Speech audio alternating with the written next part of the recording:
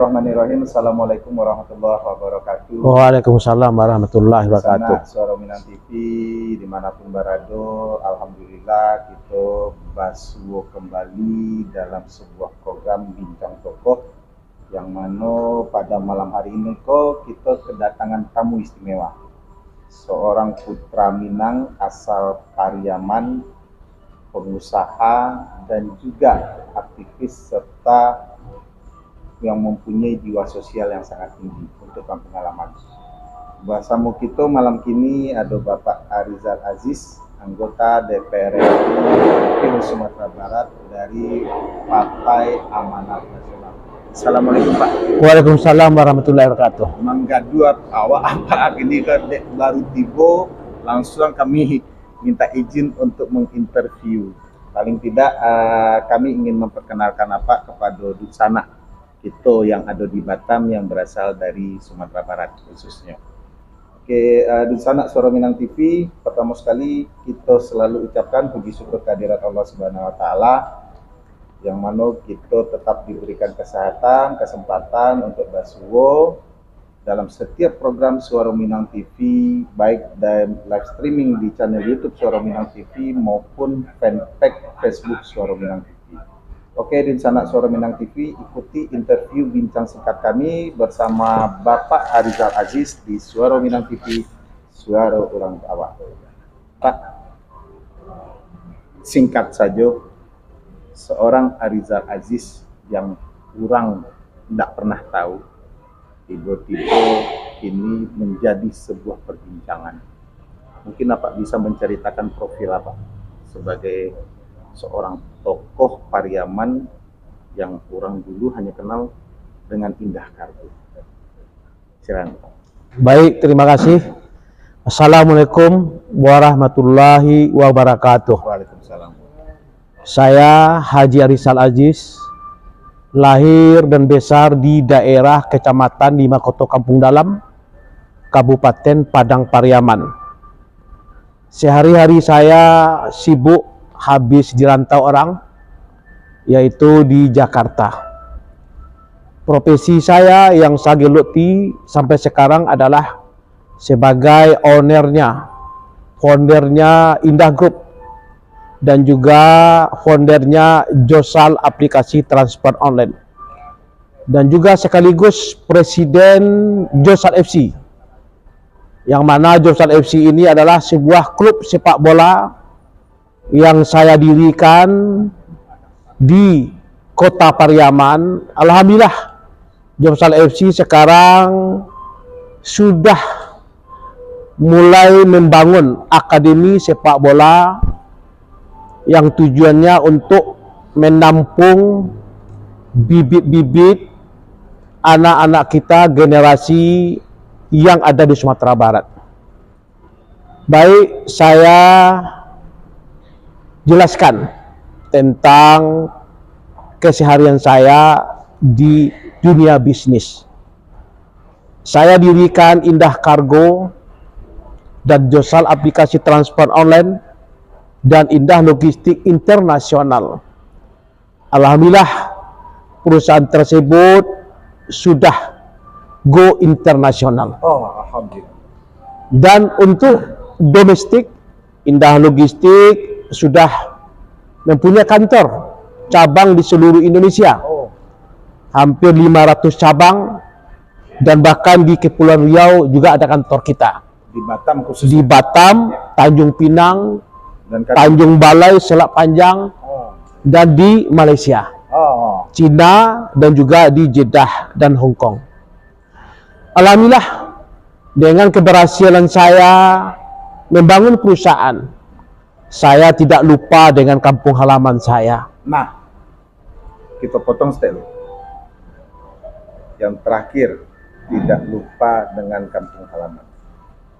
Ambo seorang Arizal Aziz, sabalun ambo basobot Bapak, ambo selidiki. Memang jiwa sosial paling tinggi. Apakah itu yang menjadi tolak ukur masyarakat Pariaman khususnya mengamanahkan apa untuk menjadi dewan?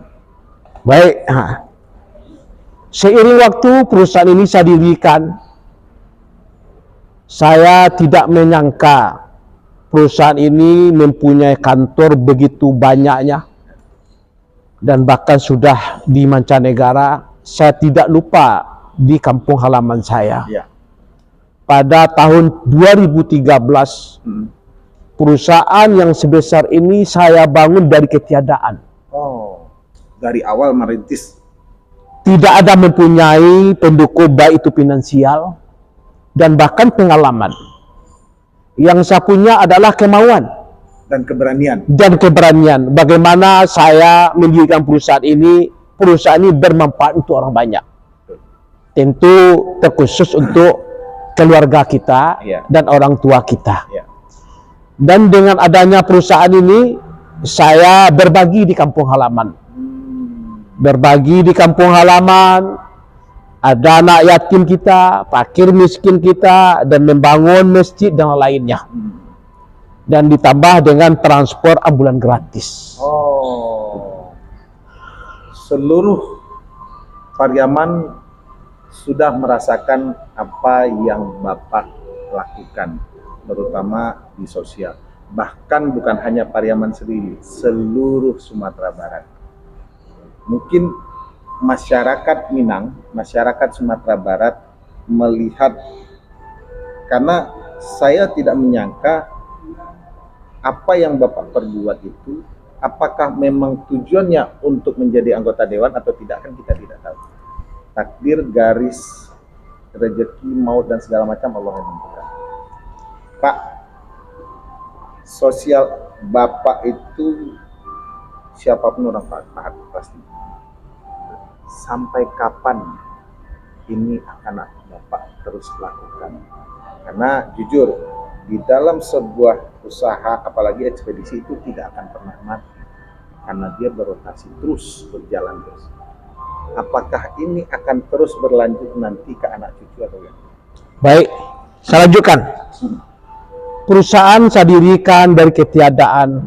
Perusahaan ini sudah besar, dan bahkan saya merasakan mempunyai beban yang sangat berat terhadap kemajuan perusahaan ini. Ya. Sehingga saya ketakutan mendapatkan rezeki yang diberikan Allah Subhanahu wa taala ini yang begitu besarnya. Saya memikirkan perusahaan ini menjadi beban bagi saya. Ya, betul. Sehingga pada tahun 2013 saya berdiskusi dengan istri saya, bagaimana perusahaan ini kita sedekahkan kepada anak yatim. Oh. Pada tahun 2013 perusahaan ini sudah saya hibahkan. Oh. Saya sedekahkan kepemilikan saham. Saya dengan istri 100%, 60% sudah saya hibahkan dan dicatat di akte pendirian. 60% saham tersebut saya hibahkan kepada anak yatim. Yang dikelola oleh sebuah yayasan. Yayasan. Berangkat dari sanalah saya setiap bulan, setiap tahun, dan sudah bertahun-tahun Sejak 2013 2013. berbagi kepada anak yatim. Anak yatim kami bukan di kampung halaman saja, Ya. bersebar di seluruh Indonesia. Di mana Indah Kargo berada, Di mana Indah Kargo, di sana ada anak yatim kita. ada jiwa-jiwa anak yang harus memang menjadi perhatian. Ya. Tujuan saya berbagi bukan tujuannya berpolitik, tidak ada. Ya.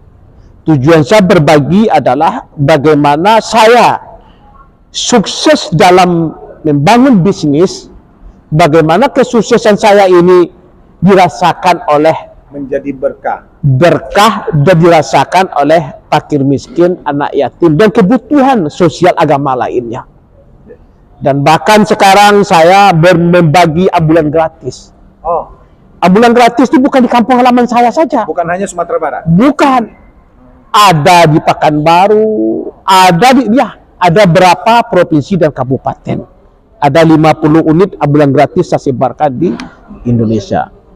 Jadi filosofi Bapak, hidup itu berguna bagi diri sendiri dan juga orang lain. Ya. Jadi filosofi saya, bagaimana saya hidup, kehidupan saya bermanfaat untuk orang banyak.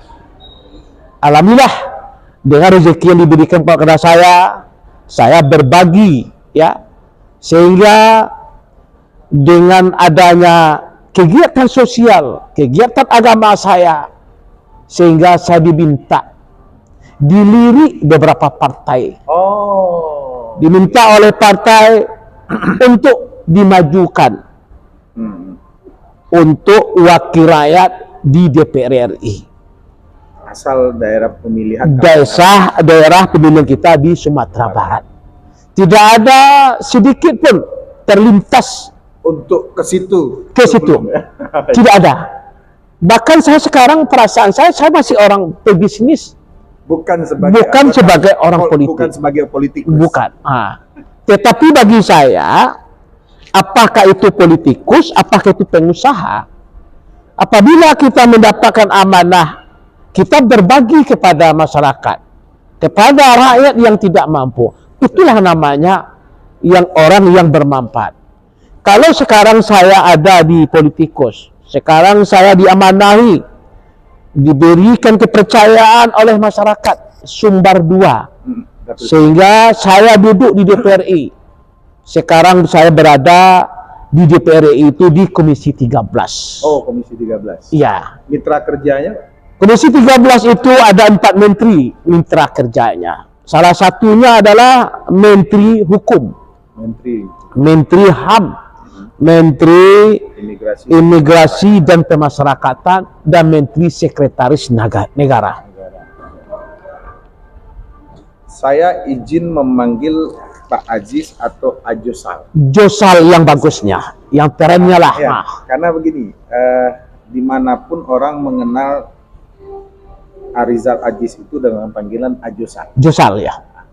Apalagi dengan sekarang membuat sebuah unit usaha baru, unit transportasi online Josal, aplikasi Josal.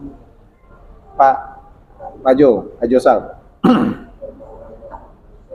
apa program Bapak saat ini untuk Sumatera Barat melalui DPR RI? Ya, saya sekarang sudah duduk di DPR RI, diamanahi oleh rakyat. Pertama sekali yang saya tanam di diri saya adalah bagaimana saya ini menjadi wakil rakyat yang amanah. Itu pertama sekali. Karena tujuan saya di sana bukan mencari uang, bukan mencari pekerjaan. Karena udah kelebihan. Pekerjaan saya sudah ada. Sudah ada. Ya, uang ya ngapa di sana kita cari uang? Sampai di mana uang itu? Iya. Tetapi saya di sana di Dewan Perwakilan Rakyat, ya, di Senayan itu saya berjuang. Berjuang pertama sekali tentang hukum. Ya. Kita tahu selama ini hukum kita itu ya syukur-syukur dengan adanya Pak Prabowo, presiden kita, dia mencanangkan kita ini bekerja untuk rakyat. Ya, itulah kita lihat sekarang alhamdulillah ada perubahan ya dari Bapak Presiden kita, yang mana setiap permasalahan cepat ditanggapi oleh Presiden kita sekarang ini, yaitu kelangkaan gas ya yang dibutuhkan, gas LPG yang dibutuhkan oleh masyarakat. Dan begitu juga komitmennya tentang makan gratis, bergizi gratis. Itu kita berikan ya, ucapkan terima kasih kepada Bapak Prabowo. Tentang saya, walaupun saya berada di Komisi 13, tetapi saya berjuang lintas komisi untuk memperjuangkan kampung halaman kita. Sumatera Barat. Khusus Ya. Pariaman. Kalau sekarang ini saya bukan khususnya lagi. Bagi saya ada di DPR RI itu seluruh daerah yang ada di Sumatera Barat itu adalah tanggung jawab saya sebagai wakil rakyat. Memang kampung halaman saya di Pariaman, tetapi politik saya bukan di Pariaman. Politik saya berada di Sumatera Barat. Pak Josal, jiwa muda, apakah memang dulu seorang pemain sepak bola sehingga mendirikan klub sepak bola? Oke. Saya sekarang ini lagi mendirikan akademi sepak bola Josal. Ya. Berstandarkan internasional dan berbasiskan pondok pesantren. Oh, oke. Kenapa saya mendirikan akademi sepak bola? Saya di badan dari Pancasila, BPIP. BPIP. Saya langsung menyampaikan kepada ketua BPIP, kenapa sekarang generasi muda kita moralnya, adabnya tidak ada lagi? Karena mata pelajaran PMP Yang dulu yang dulu waktu saya masih Bapak sekolah kecil, itu ada namanya pendidikan moral Pancasila. Saya dorong kepada Bapak Kepala Pak Ketua BPIP, tolong dimasukkan lagi ke dalam kurikulum. ke dalam kurikulum mata pelajaran sekolah anak SD. Jangan sekarang ini kan diajari untuk orang tua-tua, Iya. nggak ada lagi gunanya. Yang moral itu yang paling diperhatikan adalah moralnya generasi kita Dari kecil lah. yang kecil. Dengan adanya rezeki saya bangun akademi sepak bola. Sekarang lagi meratakan tanahnya ada 10 hektar, ya. Di sana itu kita bangun lapangan sepak bola 3. Oke. Rumputnya berstandar internasional, ya. Jadi bukan lapangan acak-acak, kan betul-betul kita bangun lapangan sepak bola berstandarkan internasional. Dan dilengkapi dengan kolam renangnya, dan ruang gymnya, dan mesnya untuk generasi muda kita. Karena saya sangat cinta dengan sepak bola ini, ya karena dulunya sampai main sepak bola. Oh, Ya. Berarti ada yang Ada, hobi bakat saya ada, tapi tidak tersalurkan. Bukan seperti ini, dulu kita itu luar biasa. Iya. Saya punya kemauan dalam bermain sepak bola, tapi tidak ada yang melirik, Iya, iya. tidak ada yang mendukung kita, sehingga patah habis. Nah, sehingganya saya Ditarkam. tarkam ya. Sekarang lah saya Melampiaskan. melampiaskan ya hobi saya, bakat saya yang selama ini terpendam. Saya bangunlah klub sepak bola Josal FC Itu berada di Pariaman. di Pariaman. Alhamdulillah kemarin Josal FC umur 15 juara Suratin tingkat nasional. Oh, oke. Ya. Dan sekarang Josal FC mengikuti Liga 4 nasional PSSI. Itu bagaimana, apakah memang anggota Bapak yang mencari bibit atau memang siapapun bisa Ya. masuk di sini? Pertama sekali kita cari bibit dulu. Oke. Kita cari bibit, kita kumpulkan anak generasi kita sesuai umur kelompoknya. Iya. Saya Sumatera Barat, Iya. bukan Pariaman, saya Sumatera Barat. Karena skop saya Sumatera Barat. Ya, saya mengingini bagaimana anak-anak generasi kita yang di Sumatera Barat ya bisa merasakan ya bakat yang selama ini terpendam. Adanya Josal FC mengangkat anak-anak generasi kita untuk berlaga bertanding tingkat nasional. Alhamdulillah bisa kita bawa Josal FC ya mengikuti ini yang kedua Josal FC mengikuti Liga Nasional. Liga 4. Ya, Liga 4. PSSI. Jo, sosial, olahraga, politik, bisnis. Apakah masih ada keinginan ke depan? Yang 4 ini sudah terpenuhi. Apakah masih ada lagi keinginan yang belum tersampaikan atau belum diraih?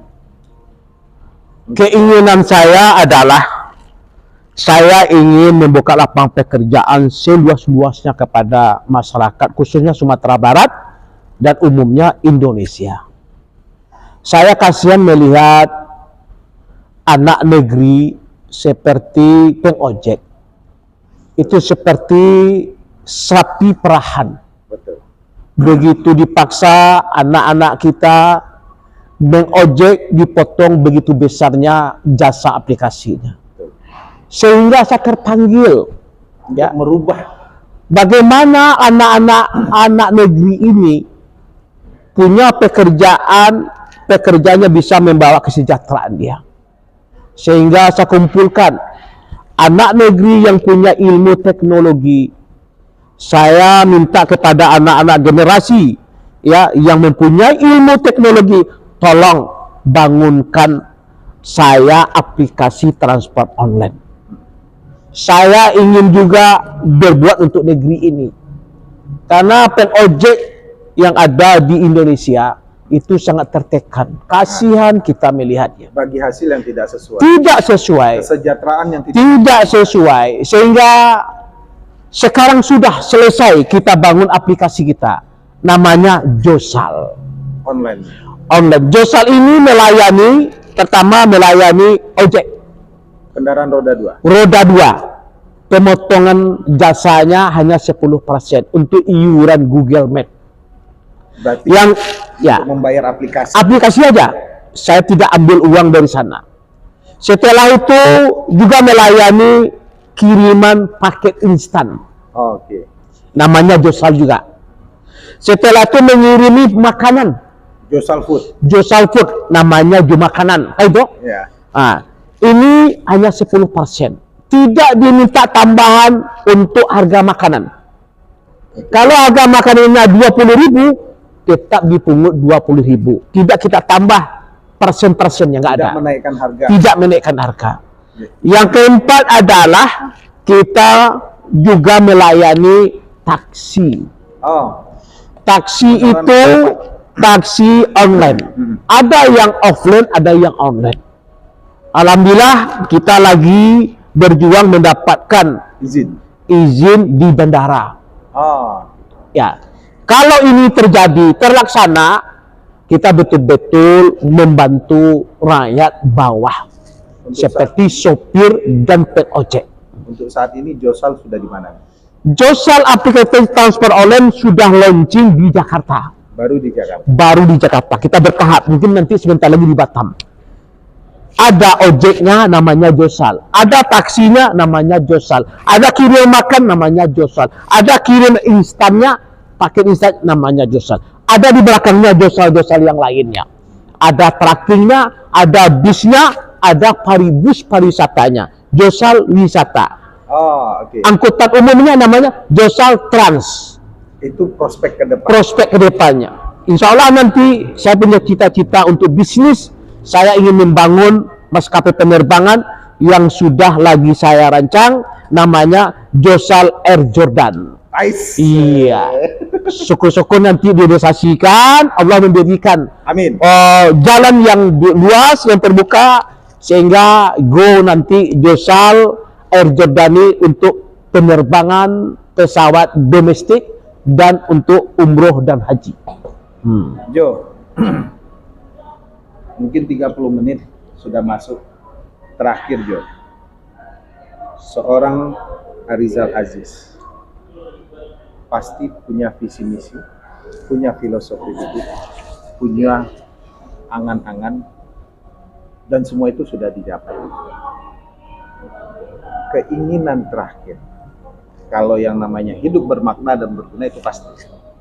Keinginan terakhir agar ini menjadi sebuah monumen hidup seorang Josal yang akan diingat oleh seluruh masyarakat Sumatera Barat, bahkan seluruh Indonesia. Apa? Bagi saya, cita-cita saya tidak muluk-muluk. Saya berbuat dulu. Saya kerjakan dulu apa yang saya niatkan. Biarkan orang menilai. Biar orang menilai dan biar pula orang melihat.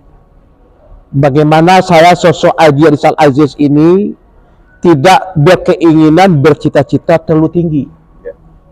Saya selagi hidup, cita-cita saya dari kecil adalah bagaimana saya bermanfaat untuk orang banyak. Alhamdulillah saya rasakan kata orang sudah bermanfaat. Tetapi bagi saya belum saya puas. Kemanfaatan saya ada di dunia ini. Saya berkeinginan selama ini apa yang saya cita-citakan, alhamdulillah Allah kabulkan semuanya. Saya membangun masjid dikabulkan. Keinginan saya terakhir, doa saya adalah kepada Allah Subhanahu wa taala, sebelum saya membangun masjid 99, jangan cabut nyawa saya. Insya Allah. Kalau sudah terbangun Masjid 99, cabutlah nyawa saya ikhlas. Hanya itu yang saya ingini, ada yang lain. Tidak ada saya bercita-cita ingin menjadi politikus. Nggak ada sedikit pun kamusnya. Tanya istri saya ada ini, nggak pernah. Tidak ada cita-cita saya menjadi gubernur. Ya. Tidak ada. Tidak ada pula cita-cita jadi menteri dan bahkan yang lainnya. Cita-cita saya adalah bagaimana saya hidup bermanfaat untuk orang banyak. Hanya itu, nggak ada yang lain. Jo, terakhir kali kita kembali kepada seorang Josal yang mitra kerjanya adalah Menteri Koordinator Politik Bidang Hukum, HAM, dan Imigrasi serta Pemasyarakatan. Pasti seorang Josal punya niatan untuk bagaimana hukum itu bisa tidak merugikan, tidak tajam ke atas, tidak tajam ke bawah, tumpul ke atas. Itu dari sisi penegakan.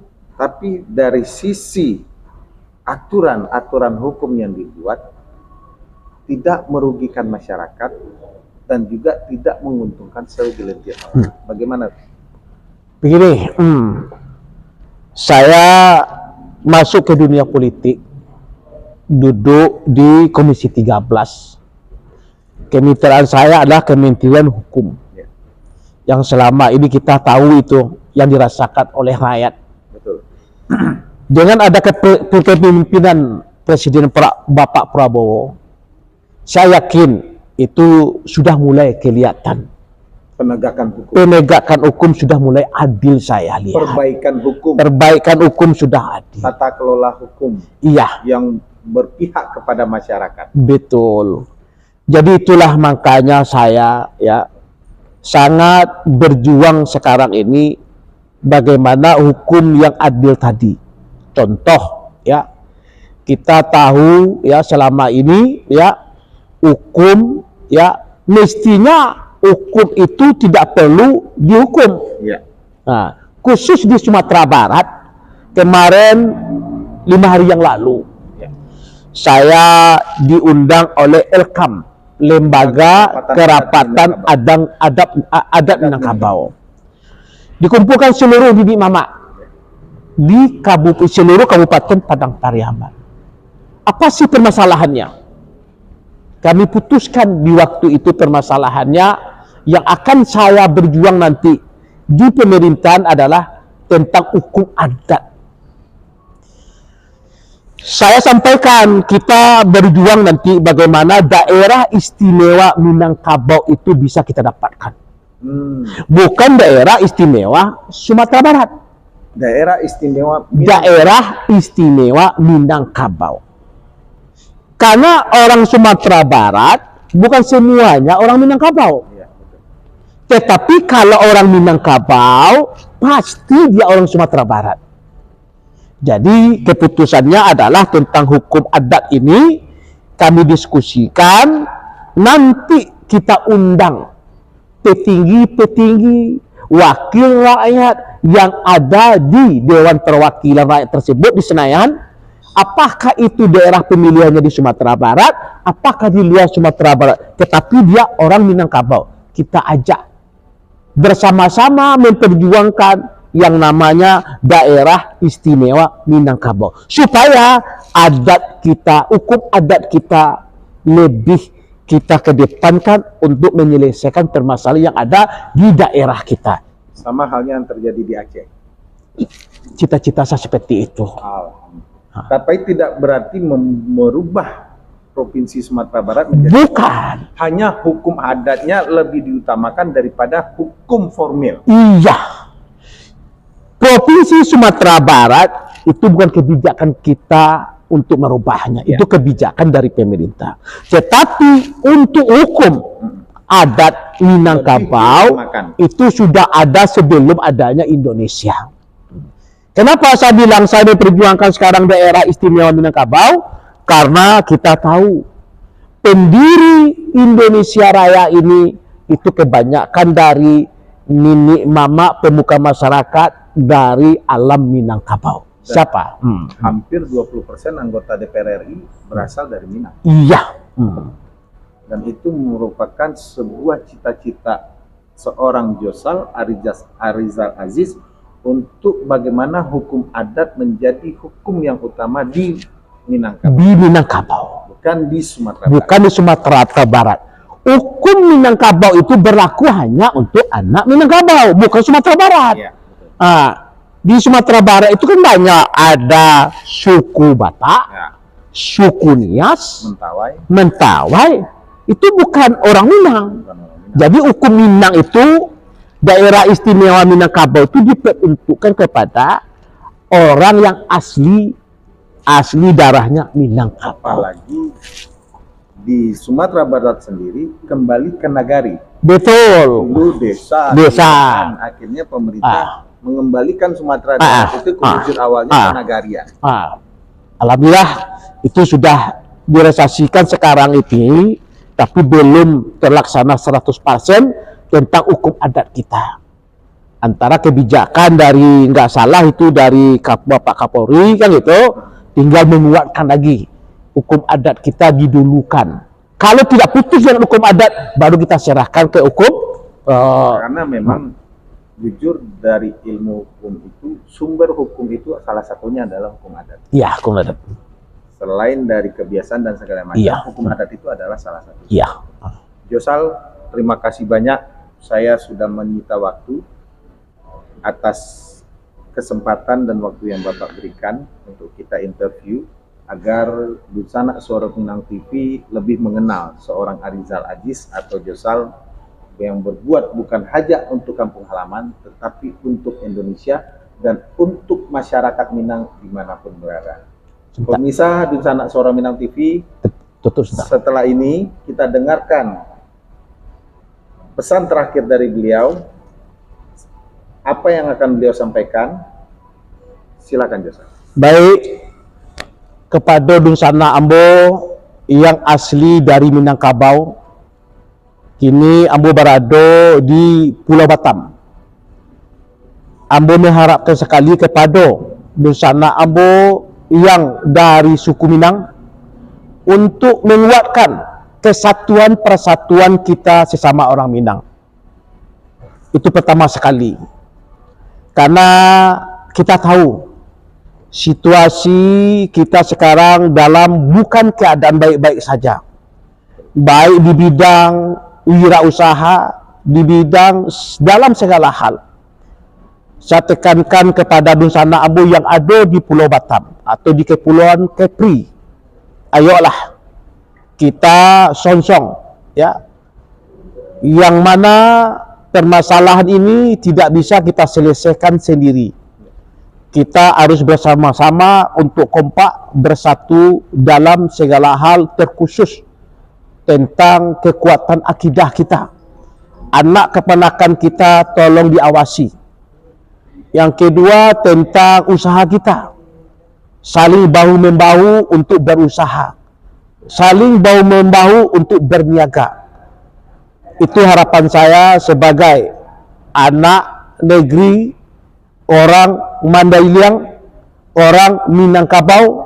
Sekarang alhamdulillah Ambo diamanai duduk di DPR RI. Doakan Ambo amanah, doakan Ambo siap mengemban amanah tersebut, dan Ambo selalu berjuang untuk daerah Ambo yaitu alam Minangkabau. Terima kasih. Wassalamualaikum warahmatullahi wabarakatuh. Waalaikumsalam warahmatullahi wabarakatuh. Dunsana Suara Minang TV, setelah ini kita akan bersama beliau di Masjid Babu Salam Bengkong Indah dalam acara Isra Mi'raj Nabi Muhammad SAW PKDP Kota Batam. Demikian bincang kami dengan Bapak Arizal Aziz, anggota DPR RI asal Sumatera Barat dari Partai Amanat Nasional Daerah Pemilihan Sumatera Barat 2. Kita ketemu pada acara berikutnya di Bengkong Masjid Babu Salam. Kita tutup. Wassalamualaikum warahmatullahi wabarakatuh. Suara Minang TV, suara orang awak. Wah, mantap ya. Kapatang waktu